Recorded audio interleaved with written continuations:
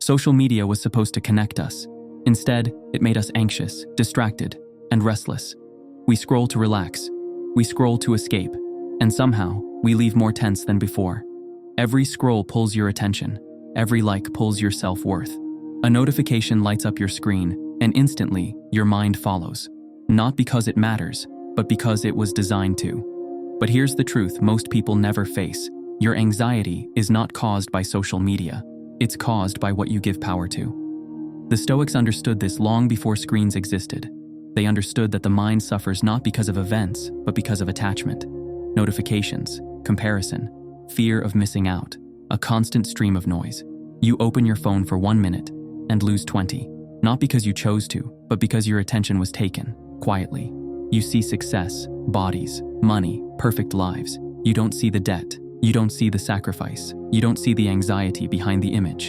And slowly, silently, your peace is traded for attention, not stolen, traded.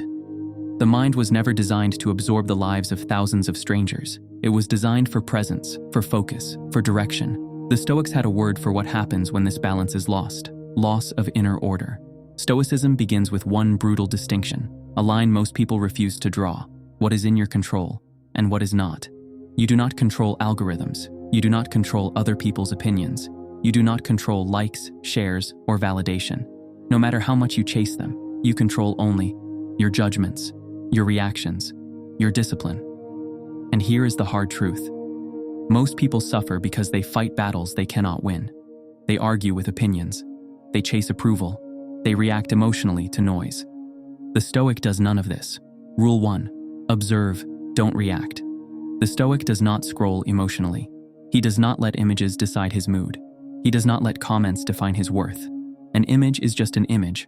A post is just pixels. Meaning is not inside the screen. Meaning is added by you.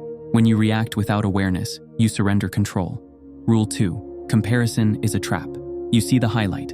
You never see the cost. You see the reward. You never see the years of effort behind it. The Stoics warned us about this. Comparison hands control to others. The moment you measure your life against someone else's appearance, you abandon your own path.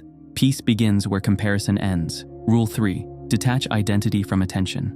Likes are not respect. Views are not value. Approval is temporary. Attention is unstable. The Stoic builds worth internally, not online. He does not ask the crowd who he is. He decides. Now try this daily practice. Simple, uncomfortable, effective. Before opening social media, ask yourself, why? Not automatically, not habitually, consciously.